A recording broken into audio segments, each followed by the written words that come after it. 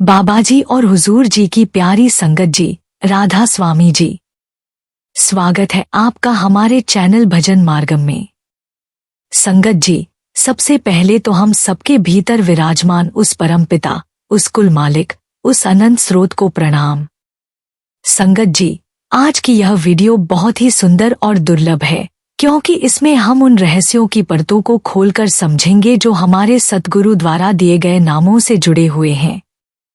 जब नामदान की प्रक्रिया होती है तो उस समय सतगुरु हमें समझाते हैं कि 5 नामों का सुमिरन करना है।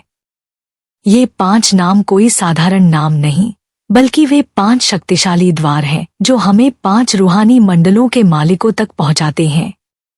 ये मंडल हैं सहस्रदल कमल, त्रिकुटी, 10वां द्वार, भंवर गुफा और अंत में परम धाम सचखंड। सतगुरु ही हमें वह सामर्थ्यवान नाम देते हैं जिसके सहारे हम इन 5 लोकों को पार कर सकते हैं। संगत जी, आज हम सब जीव इस काल के घेरे में बंधे हुए हैं, परंतु हमें दयाल के घेरे में तभी प्रवेश मिलेगा जब हम पूर्ण सतगुरु द्वारा बताए गए सच्चे नाम का सुमिरन करेंगे। यही नाम भक्ति हमें जन्म और मृत्यु के चक्र से ऊपर उठाता है। यही साधना आत्मा को उसके असली स्वरूप से परिचित कराती है और उसे सच्ची मुक्ति प्रदान करती है। आत्मा मुक्त होती है अपने हर उस विकार से, हर उस बोझ से, जिसकी वजह से वह बार बार जन्म लेने पर मजबूर होती है। जब साधक नाम का अभ्यास करता है तो मृत्यु का भय समाप्त हो जाता है। काल भी उसे डराने में असमर्थ हो जाता है, क्योंकि सच्चा भक्त जीते जी मरने की अवस्था को प्राप्त कर लेता है। इसका अर्थ है कि वह भीतर की यात्रा में ऐसा अनुभव करता है जहां शरीर भले सांस ले रहा हो, परंतु आत्मा ने मन और इंद्रियों से अलग होकर आध्यात्मिक लोकों की ओर कदम बढ़ा दिया होता है। तब साधक को किसी सुख से अत्यधिक प्रसन्नता नहीं होती और किसी दुख से वह विचलित नहीं होता। उसकी एक ही पहचान रह जाती है, प्रभु से प्रेम, प्रभु की याद और प्रभु का निरंतर सुमिरन। संगत जी, इस अवस्था की खुमारी को शब्दों में व्यक्त नहीं किया जा सकता। यह वही अवस्था है जिसका अनुभव संत बुल्ले शाह ने भी किया था। वे अक्सर अपनी वाणियों में उस दिव्य प्रेम और उस इश्क का जिक्र करते थे जो इंसान को खुद ही से मिटाकर मालिक में मिला देता है। बुल्ले शाह फरमाते हैं कि जिसे तू खोजता है वह तुझमें ही है।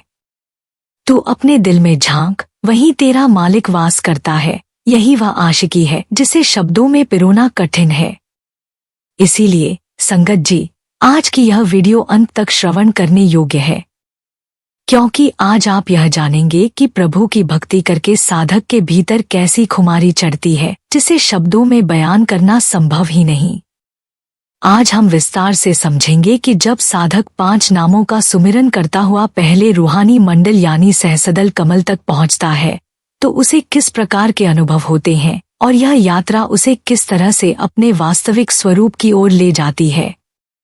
मेरी आपसे प्रार्थना है कि यदि आप इस विषय को सुन रहे हैं तो जो भी काम आप कर रहे हैं उसे कुछ समय के लिए छोड़ दीजिए, तनमन से उन विचारों को हटा दीजिए और आज की इस चर्चा को पूरी एकाग्रता, पूरी तन्मयता और पूरे प्रेम के साथ सुनिए, क्योंकि यह विषय आपके जीवन को एक नए आयाम पर ले जाने की शक्ति रखता है। और संगत जी, अगर आप हमारे चैनल भजन मार्गम पर नए हैं तो कृपया सब्सक्राइब जरूर करें, ताकि बाबाजी की अमूल्य शिक्षाएं आपके जीवन में निरंतर पहुंचती रहें। संगत जी, सहस्रदल कमल का नाम सुनते ही भीतर एक अद्भुत रहस्य खुलने लगता है। संतों ने कहा है, सदल कवल नाम सुनाऊं, ज्योत निरंजन बास लिखाऊं। यहाँ ज्योत और निरंजन 2 विशेष शक्तियों का संकेत है। ये कोई साधारण शक्तियां नहीं, बल्कि ब्रह्मा की 2 मुख्य धाराएं हैं जिनका संगम सहस्रदल कमल पर होता है। अब इसे थोड़ी और गहराई से समझने का प्रयास कीजिए। जब साधक भीतर की यात्रा प्रारंभ करता है और दोनों आँखों के पीछे मन को टिकाता है तो सबसे पहले उसे इन 2 शक्तियों से परिचित होना पड़ता है। यही कारण है कि इसे ज्योत निरंजन कहा गया है। ज्योत का अर्थ है प्रकाश और निरंजन का अर्थ है वह जो निराकार है, जो मायावी बंधनों से परे है। इन दोनों का मेल सहस्रदल कमल पर होता है और यही साधक की आध्यात्मिक यात्रा का प्रथम द्वार है। संगत जी, यह कोई बाहरी कथा या केवल पढ़ने सुनने का विषय नहीं है। यह तो भीतर के अनुभव का वह पहला पड़ाव है जहां आत्मा अपने असली घर की ओर कदम बढ़ाना शुरू करती है। जैसे ही साधक नाम का अभ्यास करते हुए इस स्थान तक पहुंचता है, उसे भीतर के प्रकाश और ध्वनि का अनुभव होना शुरू हो जाता है। यहाँ पर बैठकर मन को स्थिर करना और ध्यान को एक जगह टिकाना सबसे बड़ी साधना है। यही कारण है कि संत महापुरुष हमें बार बार कहते हैं कि बाहरी विचारों को रोककर एक मन और एक चित्त हो जाओ, क्योंकि जब तक मन इधर उधर भागता रहेगा तब तक इन रहस्यों का अनुभव नहीं हो पाएगा। संगत जी, जो प्रेमी इस विषय को बड़े ध्यानपूर्वक सुन रहे हैं, वे समझ पाएंगे कि यह ज्ञान केवल सुनने के लिए नहीं बल्कि जीवन बदलने के लिए है। अगर आप इसे सच्चे मन से पकड़ लेते हैं और रोजाना अभ्यास में उतारते हैं, तो एक दिन अवश्य वह समय आएगा जब आपकी आत्मा इस सहसदल कमल से होकर आगे की ओर प्रस्थान करेगी। इसलिए गुजारिश है कि इस चर्चा को केवल एक विचार के रूप में न लें, बल्कि इसे अपने जीवन की साधना का हिस्सा बना लें, क्योंकि यही ज्ञान और यही अभ्यास हमें काल के दायरे से निकालकर दयाल के दरबार तक ले जाता है। संगत जी, हमारा आज का विषय है जिसे संत महापुरुष ज्योत निरंजन कहते हैं। यह नाम अपने आप में गहरा रहस्य समेटे हुए है। ज्योत निरंजन दो शब्द हैं, लेकिन जब ये दोनों एक साथ मिलते हैं तो इनका प्रभाव असाधारण हो जाता है। संतों ने इसको कई नामों से समझाया है। उदाहरण के लिए अगर हम कहें शिव और शक्ति, तो यह भी दो अलग अलग नाम हैं, पर जब ये मिल जाते हैं तो अपार शक्ति का अनुभव कराते हैं। उसी प्रकार ज्योत और निरंजन जब एक साथ प्रकट होते हैं तो साधक के लिए भीतर का पहला रूहानी दरवाजा खुलता है। अब सवाल यह उठता है कि इस शक्ति का पता कैसे चलता है। संगत जी, यह वही स्थान है जो पहले रूहानी मंडल का धनी है, जिसे सहसदल कमल कहा गया है। यहाँ आत्मा को अपनी वास्तविक यात्रा का पहला अनुभव होता है। यदि हम सही तरह से इस पहले मंडल के धनी यानी ज्योत निरंजन से परिचित हो जाए और उसके साथ अपना संबंध जोड़ लें, तो आगे की आध्यात्मिक चढ़ाई हमारे लिए बहुत सरल हो जाती है। ठीक वैसे ही जैसे कोई यात्री पहली सीढ़ी पर पैर रखकर आत्मविश्वास पा लेता है कि अब ऊंचाई तक पहुंचना संभव है। आज की इस चर्चा का मूल यही है कि हमें समझना होगा कि ज्योत और निरंजन जो ब्रह्मा की दो शक्तियां हैं, उनके साथ साधना के स्तर पर अपना नाता किस तरह जोड़ना है। यह केवल ज्ञान रखने की बात नहीं, बल्कि अनुभव करने की कला है। जब साधक नाम के अभ्यास के साथ मन को आंखों के पीछे एक जगह स्थिर करता है, तब धीरे धीरे यह रहस्य स्पष्ट होता है। यही अनुभव हमारी आत्मा को भीतर के प्रकाश से परिचित कराता है और धीरे धीरे हमें उन ऊंचे लोकों की ओर अग्रसर करता है। इसीलिए संगत जी, यह पहली पहचान बहुत जरूरी है, क्योंकि जब तक हम इस ज्योत निरंजन से परिचित नहीं होंगे, तब तक आगे की यात्रा कठिन और मन के भ्रमों से भरी रहेगी। संगत जी, हम सब वर्षों से ज्योत निरंजन का जाप करते आ रहे हैं, आगे भी करते रहेंगे, लेकिन क्या कभी हमने गहराई से सोचा है कि हम में से कितने लोगों का वास्तव में संबंध इस ज्योत निरंजन से जुड़ा है। केवल नाम जपते रहना पर्याप्त नहीं है जब तक कि भीतर उसके साक्षात्कार का अनुभव न हो। यह भेद केवल एक ही तरीके से जाना जा सकता है, अपने अंतर में ज्योत निरंजन का प्रत्यक्ष दर्शन करके, क्योंकि यह पहले रूहानी मंडल का धनी है और जब तक हमारी आत्मा की जान पहचान इस ब्रह्मा की शक्ति से नहीं होगी, तब तक हमारी यात्रा अधूरी ही रहेगी। तो आइए शुरुआत करते हैं इस शक्ति से अपने आप को जोड़ने की। इसके लिए सबसे पहला कदम यही है कि अपने ख्याल को आंखों के पीछे इकट्ठा करना।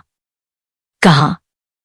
अपनी ही आंखों के पीछे, जहां आत्मा का वास्तविक दरबार है। यह अभ्यास आप सुबह करें, दोपहर में करें, शाम या रात को करें, चलते फिरते करें, यह सब हमारे ऊपर है। लेकिन एक बात पक्की है संगत जी, कि यह उतना साधारण नहीं है जितना हम समझते हैं।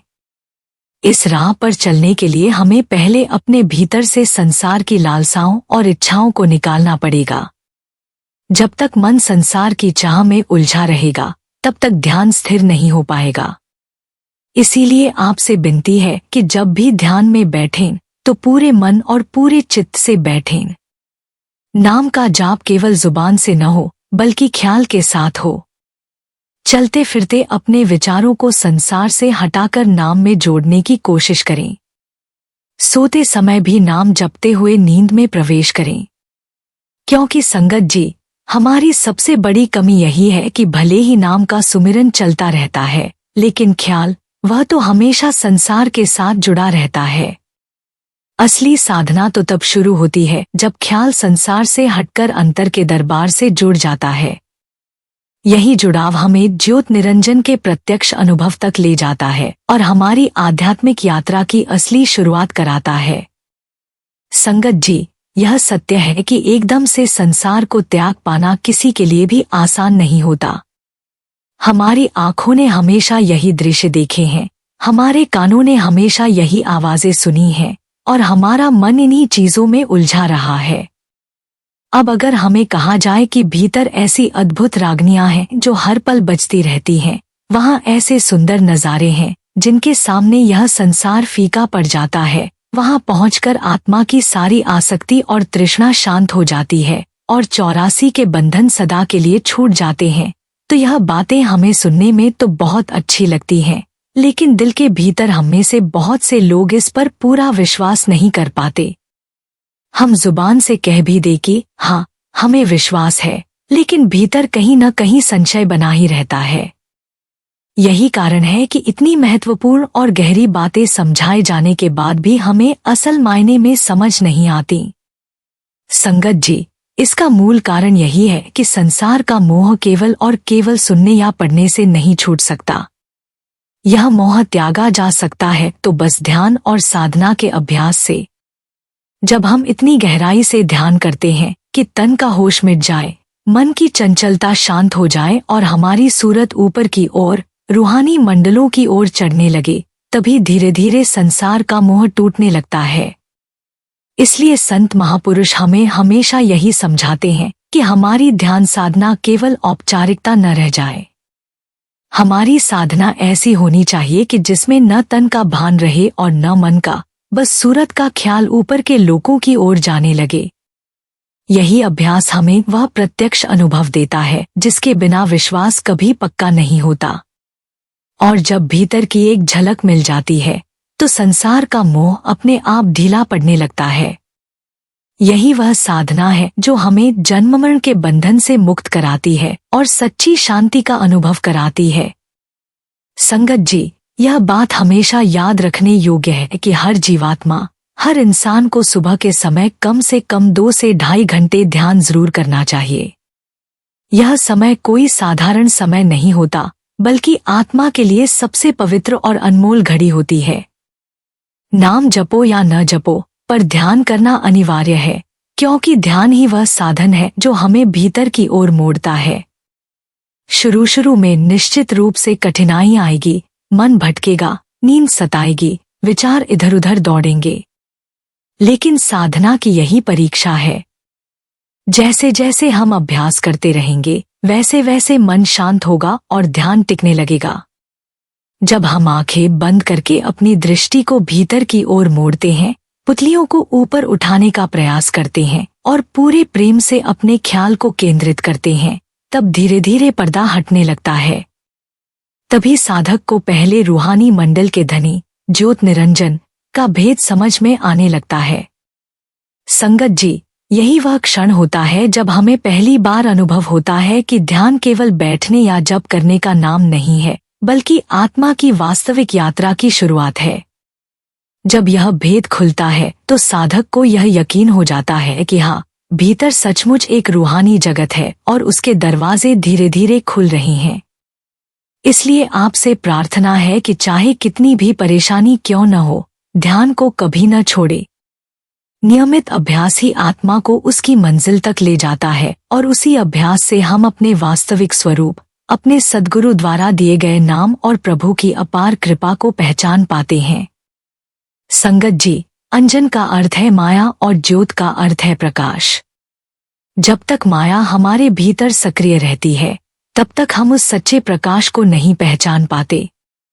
लेकिन जब साधना के अभ्यास से माया का आवरण पूरी तरह से विलुप्त हो जाता है और भीतर शब्द की ज्योत प्रकट हो जाती है, तभी हमारी आत्मा का परिचय उस पहले रूहानी मंडल के धनी से होता है।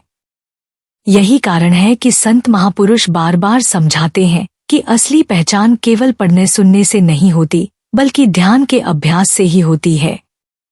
इसलिए संगत जी, आपसे विनती है कि हमारी बात को बहुत ध्यान से सुनें। अपनी रूह, अपनी सूरत को हमेशा गुरु के दिए हुए शब्द के साथ जोड़े रखें। जब साधक प्रेम और श्रद्धा के साथ ध्यान में बैठता है, चाहे 1 घंटा, सवा घंटा या 2 घंटे, तो धीरे धीरे उसके भीतर धुन सुनाई देने लगती है। यह कोई बाहरी ध्वनि नहीं होती, बल्कि वही पवित्र नाद है जो आत्मा को भीतर से खींचकर ऊपर की ओर ले जाता है। और याद रखिए, जब ध्यान संसार की वस्तुओं और इच्छाओं का नहीं होता, बल्कि गुरु के नाम और शब्द का होता है, तभी यह पवित्र धुन हमें रूहानी मंडलों की ओर चढ़ाती है।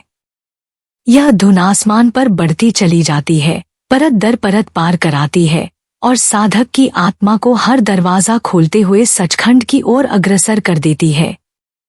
यही वह रहस्य है जो संतों की वाणी में बार बार गूंजता है कि शब्द ही सच्चा मार्गदर्शक है, शब्द ही असली सेतु है जो हमें काल के घेरे से निकालकर दयाल के दरबार तक पहुंचा देता है।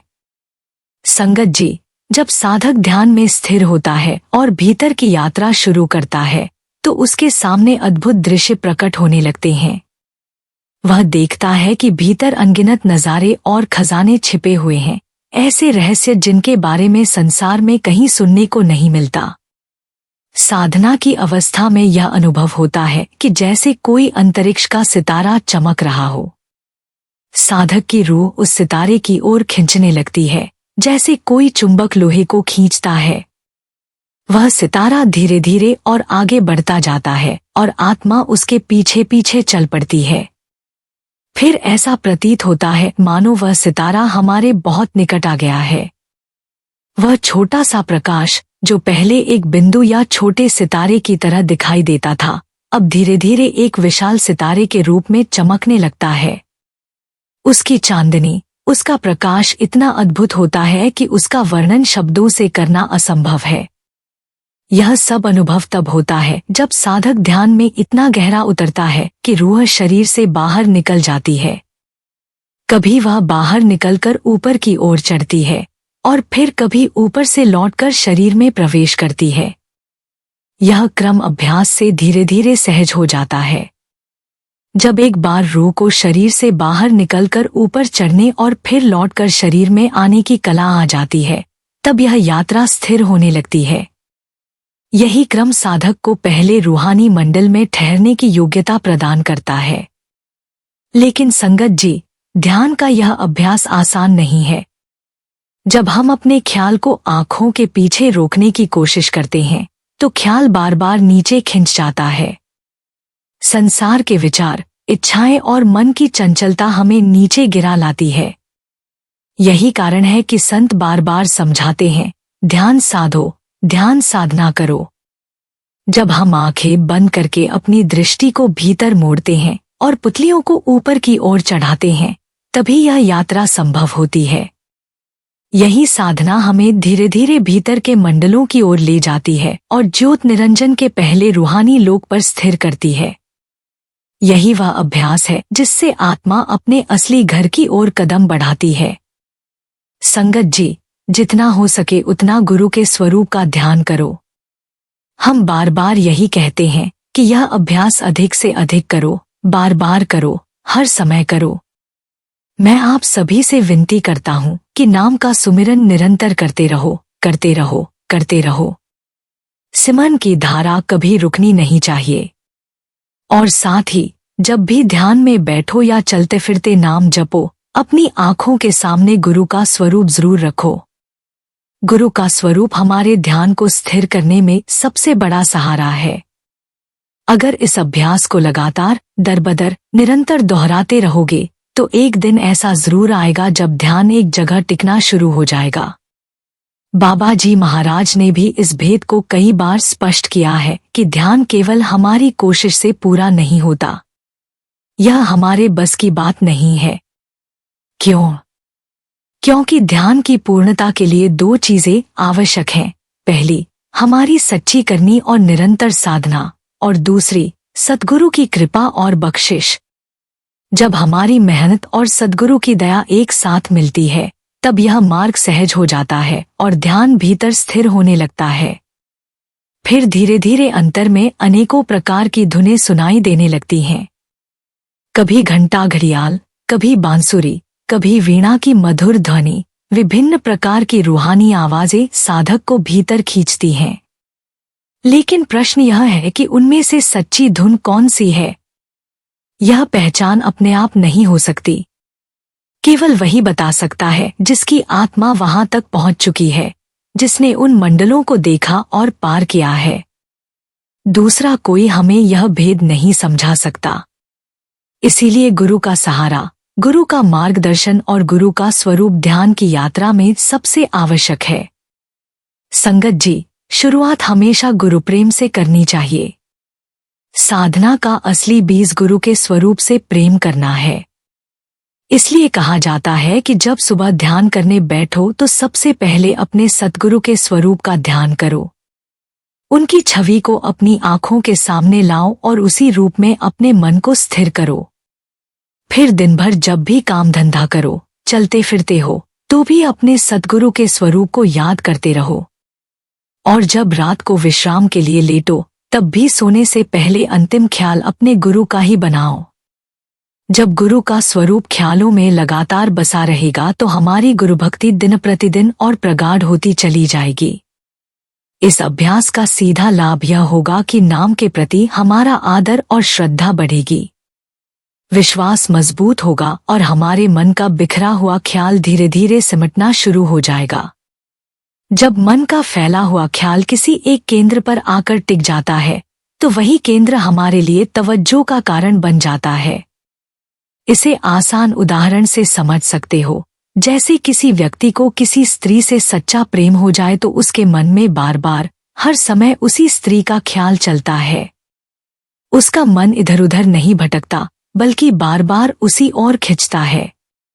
ठीक वैसे ही जब हमारी आत्मा सद्गुरु से सच्चा प्रेम कर लेती है, तो गुरु का स्वरूप हमारे भीतर अपने आप बार बार उभरने लगता है।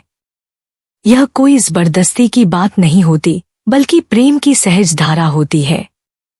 और यही वह अवस्था है जिसे हम पाना चाहते हैं, जहां गुरु का स्वरूप बिना प्रयास के हमारे भीतर हर समय उपस्थित रहे। जब यह अभ्यास स्थिर हो जाता है और सुमिरन करते समय हमारा ख्याल वास्तव में गुरु के स्वरूप से जुड़ जाता है, तब हमारी रूह ऊपर की ओर खिंचने लगती है। जैसे जैसे ख्याल चढ़ता है, साधक का पहला परिचय उस रूहानी मंडल से होता है जिसे सहस दल कमल कहा जाता है, और उस मंडल का धनी है ज्योत निरंजन। इस प्रकार गुरु प्रेम से शुरुआत करने वाला साधक धीरे धीरे रूहानी मंडलों की ओर अग्रसर हो जाता है और अपनी यात्रा को सही मार्ग पर आगे बढ़ा पाता है। संगत जी, जब साधक का ज्योत निरंजन के साथ वास्तविक परिचय हो जाता है, तब उसे यह अनुभव होने लगता है कि यह कोई साधारण शक्ति नहीं, बल्कि स्वयं ब्रह्मा की दिव्य शक्ति है। ज्योत अर्थात प्रकाश और निरंजन अर्थात माया से परे, इन दोनों का मेल ही ब्रह्मा की वह शक्ति है जो साधक के अंतर को शांति, बल और स्थिरता प्रदान करती है। यही शक्ति साधक की रूह को ऊपर की ओर खींचती है और उसकी यात्रा को उच्चतर रूहानी मंडलों की ओर ले जाती है। इस यात्रा में सबसे बड़ा सहारा है शब्द का प्रकाश और शब्द की धुन। जब साधक अपने बिखरे हुए ख्याल को समेटकर गुरु के स्वरूप से जोड़ता है और उसी भाव में नाम का जप करता है, तब उसके भीतर अनायास ही अद्भुत नज़ारे प्रकट होने लगते हैं। कभी दिव्य प्रकाश की झलक, कभी अंतर के गुप्त लोकों के दर्शन, और कभी ऐसी शांति का अनुभव जो शब्दों से परे है। यह नज़ारे साधक को इतनी गहराई से आकर्षित कर लेते हैं कि वह नाम जप करना भूलकर उसी दिव्य दृश्य में खो जाता है। लेकिन यह खोना साधारण नहीं होता, बल्कि यह हमें और ऊपर की ओर खींचता है। यही प्रक्रिया धीरे धीरे साधना को आगे ले जाती है। जब नाम जप अपने आप थम जाता है तब साधक को अंतर में सूक्ष्म और मधुर ध्वनियां सुनाई देने लगती हैं। यह ध्वनियां किसी बाहरी वाद्य की नहीं होती, बल्कि रूहानी मंडलों की शुद्ध और पवित्र ध्वनियां होती हैं। यही आंतरिक नाद साधक के ख्याल को ऊर्ध्वगामी बनाते हैं और फिर वह सहज ही पहले रूहानी मंडल सहज दल कमल से आगे बढ़कर दूसरे रूहानी मंडल की ओर सरक जाता है। यात्रा का यह क्रम स्वतः घटित होता है, क्योंकि जब ख्याल शुद्ध होकर ऊपर की ओर केंद्रित हो जाता है तब शब्द की धुन और प्रकाश स्वयं ही मार्गदर्शक बन जाते हैं और साधक को एक एक करके ऊंचाइयों की ओर चढ़ाते चले जाते हैं। संगत जी, यही तो हमारी सबसे बड़ी भूल है कि हमें अपनी दिनचर्या का, अपनी आत्मिक प्रगति का एहसास ही नहीं होता। हम जैसे कल थे वैसे ही आज भी हैं। जब हमें नामदान मिला था उसी जोश, उसी भाव में कुछ समय तक रहे, लेकिन फिर धीरे धीरे वही पुरानी आदतें, वही पुराना ढर्रा, वही पुराना जीवन हमारे ऊपर हावी हो गया। परिणाम यह हुआ कि न तो हमारे अंतर में गुरु प्रेम बढ़ा, न गुरु का स्वरूप स्थिर हुआ और न ही नाम जप करते समय गुरु का स्वरूप अपने आप प्रकट होता है। हम नाम तो जपते हैं पर गुरु का स्वरूप ध्यान में नहीं आता। यदि कभी अपने मन से याद करें तो स्वरूप की झलक आती है और थोड़ी देर में विलुप्त हो जाती है। यही हमारी साधना की वास्तविक स्थिति है। अब इस अवस्था को और सरल भाषा में समझो। हमारे भीतर 3 मुख्य माया की शक्तियां विद्यमान हैं, सतोगुण, रजोगुण और तमोगुण। ये तीनों गुण हमारी अंतर्यात्रा और व्यवहार को नियंत्रित करते हैं। किसी के भीतर सतोगुण अधिक होता है तो वह पवित्र विचारों और शांत जीवन की ओर झुकाव रखता है। किसी में रजोगुण अधिक होता है तो वह इच्छाओं, क्रियाओं और बाहरी संसार के आकर्षण में व्यस्त रहता है। और किसी में तमोगुण का प्रभाव अधिक होता है तो आलस्य, अज्ञान और जड़ता उसके जीवन पर छा जाती है। यह तीनों गुण स्थिर नहीं है, बल्कि समय, परिस्थिति, संगत और हमारे विचारों के अनुसार बदलते रहते हैं।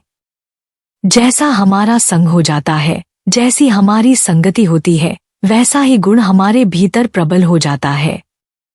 यदि संग सत का है तो सतोगुण बलवान हो जाएगा। यदि संग वासनाओं का है तो रजोगुण प्रबल हो जाएगा और यदि संग अज्ञान और आलस्य का है तो तमोगुण हावी हो जाएगा। अब मुख्य बात यह है कि जब हमारी सूरत इन तीनों में से किसी एक प्रधान गुण के साथ जुड़ती है तब वह धीरे धीरे ऊपर की ओर बढ़ती है। लेकिन यह चढ़ाई एकदम से नहीं होती। यह यात्रा बहुत धीमी होती है, जैसे चींटी की चाल।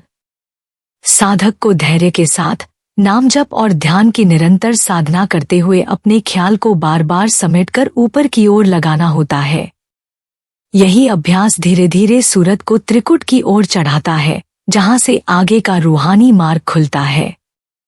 संगत जी, यही मन की चाल का भेद है। जब भी कोई सांसारिक विषय, भोगविलास या माया से जुड़ी कोई सोच हमारे मन में आती है तो हमारी गति अचानक तेज हो जाती है। मन उसी ओर खिंचकर भागता है और हमें एहसास भी नहीं होता कि कब हमारी सूरत संसार की ओर बह गई। इसके विपरीत जब हम परमार्थ के कार्य में लगते हैं, चाहे वह भजन सुमिरन हो, गुरु भक्ति हो या आत्मिक मंडलों की ओर चढ़ाई का अभ्यास, तब हमारी रूह की चाल बहुत धीमी हो जाती है। इतनी धीमी कि जैसे चींटी की भी गति उससे तेज हो। रूह चढ़ने की कोशिश करती है, कुछ देर ऊपर जाती है, पर तुरंत संसार की माया के आकर्षण से खिंचकर नीचे गिराती है। लेकिन संतजन यही समझाते हैं कि हमें इस पर निराश नहीं होना चाहिए। रूहानी अभ्यास की निरंतरता ही इस कमजोरी को धीरे धीरे मिटाती है। जब हम बिना रुके, बिना थके सुरत शब्द का अभ्यास करते रहते हैं, तब धीरे धीरे हमारे भीतर गुरु का नूरी स्वरूप प्रकट होने लगता है। यही स्वरूप सूक्ष्म सतगुरु का स्वरूप है, जो केवल आंतरिक साधना से ही मिलता है, किसी बाहरी साधन से नहीं। जब अंतर में यह स्वरूप प्रकट होता है तो वही हमें संभालता है और हमें आगे बढ़ने की शक्ति देता है। फिर साधक धीरे धीरे पहले मंडल सहसदल कमल से उठकर दूसरे मंडल त्रिकुट तक पहुंचने लगता है। इस यात्रा में हमारी संभाल और हमारी रक्षा ज्योत निरंजन करता है। वही हमें सहारा देता है, वही हमारी सूरत को थामकर ऊपर की ओर खींचता है। जब तक हम त्रिकुट तक नहीं पहुंचते, तब तक यही शक्ति हमारा मार्गदर्शन करती है और हर कदम पर हमें संभालती है। यही रूहानी क्रम है जिसमें धैर्य, अभ्यास और गुरुकृपा तीनों का होना अनिवार्य है। संगत जी, अब जरा समझिए कितना महान धनी है इस लोक का।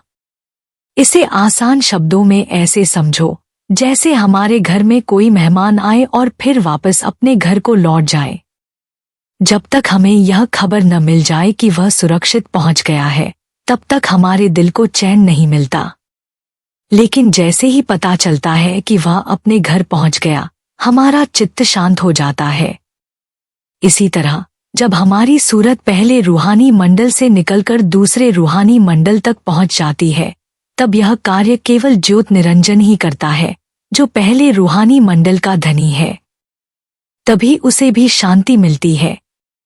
देखिए किस तरह हमारी आत्मा का ख्याल रखा जाता है। परमार्थ के मार्ग पर हर मंडल में एक धनी मौजूद है जो हमारी देखभाल करता है और हमें एक मंडल से दूसरे मंडल तक पहुंचाने की जिम्मेदारी निभाता है। तो संगत जी, आज की यह ज्योत निरंजन पर चर्चा यहीं समाप्त होती है। मेरा आप सबसे निवेदन है कि इस वीडियो को अपने सत्संगी भाइयों और बहनों तक अवश्य पहुंचाइए। उन्हें भी इससे बहुत लाभ होगा। शुरुआत में ही मैंने आप जी से विनती की थी कि कृपया इस वीडियो को अंत तक जरूर सुनें। आज आपने धैर्यपूर्वक इसे सुना, इसके लिए मैं आप सभी का दिल से आभार व्यक्त करती हूँ। अगर आप पहली बार हमारे चैनल पर आए हैं तो इसे सब्सक्राइब जरूर कर लें, और अगर पहले से जुड़े हुए हैं तो इस वीडियो को अपनी सत्संगी संगत के साथ जरूर साझा करें। बाबा जी की तरफ से आप सबको बहुत बहुत प्यार और आशीर्वाद। राधा स्वामी जी।